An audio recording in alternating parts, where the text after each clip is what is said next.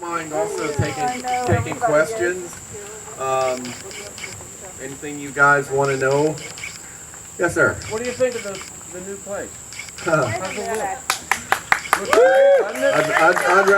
I'd rather you be the judge of that. It's awesome. Where's Mr. Mark Gerson?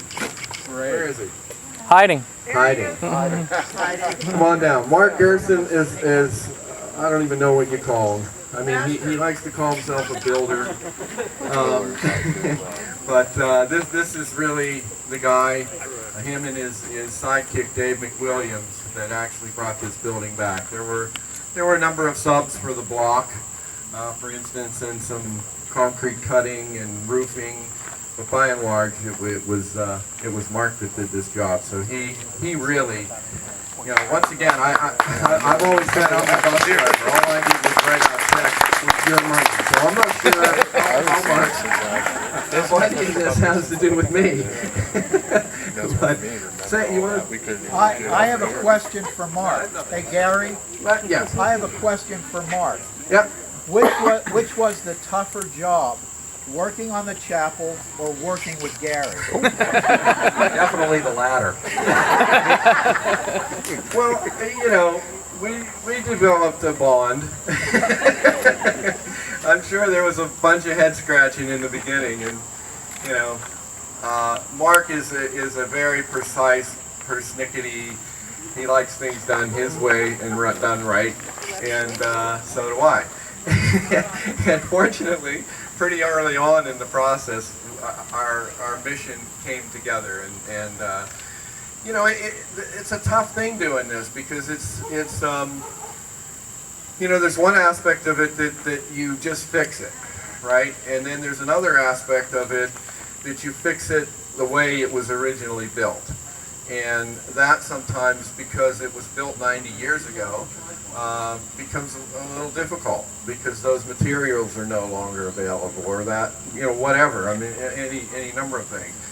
And it's the age-old story, you know, while you're in there, you know, and it's like, okay, well, are we going to walk away from this? No, we got to do it. So, you know, Mark was extraordinarily patient with all that stuff, and understanding of, you know, how this was going to make this building somewhat different.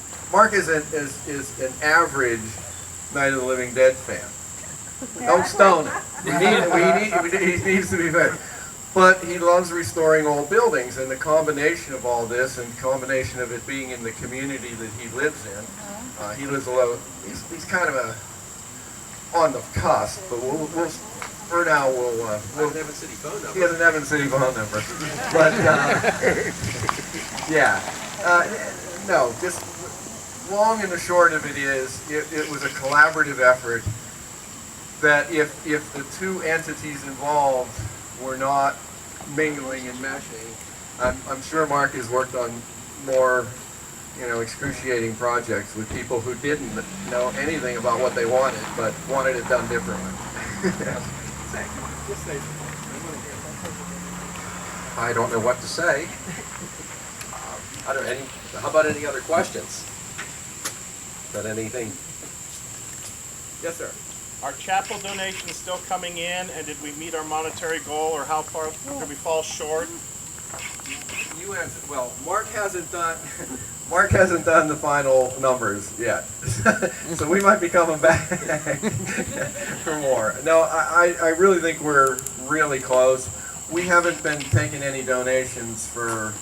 I mean, there have been a few things bought, but I mean, the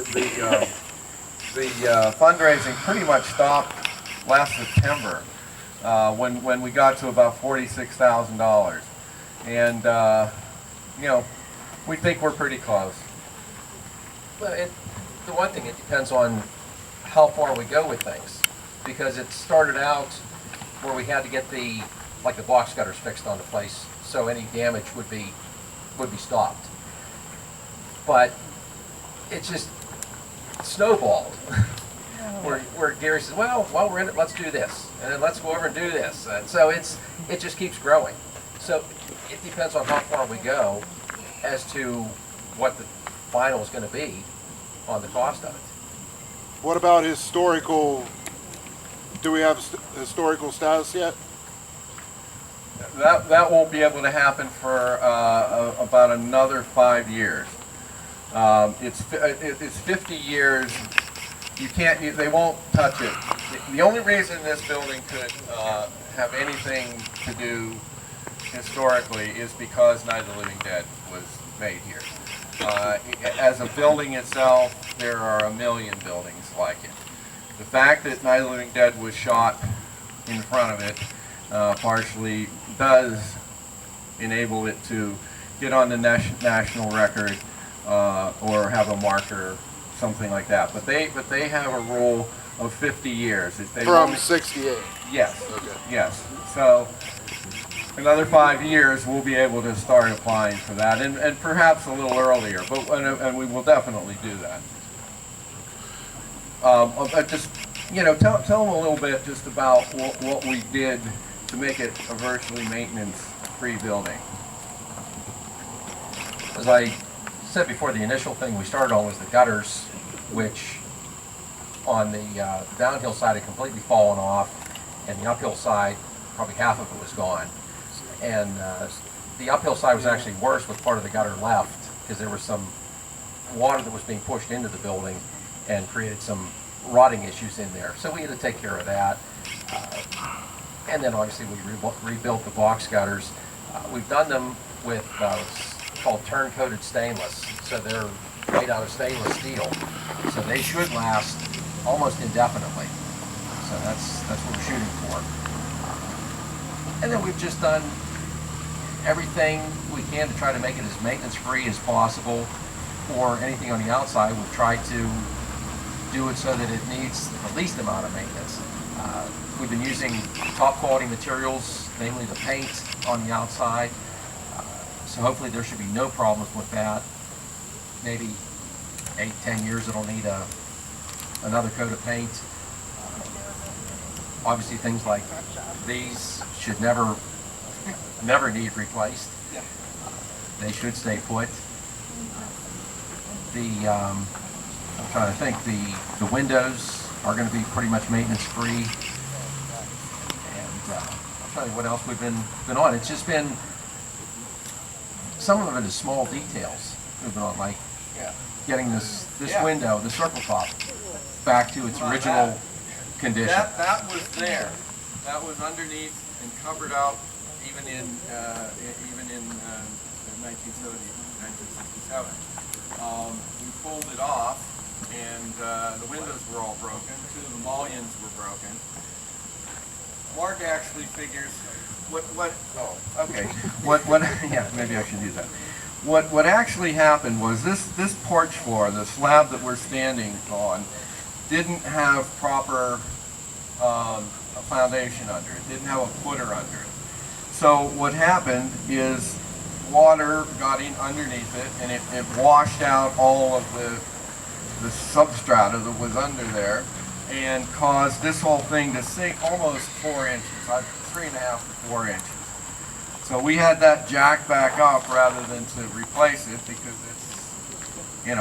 it's a pretty big thing, and a new one wouldn't have looked nice, and it would have also been very difficult to do because they poured this underneath the block.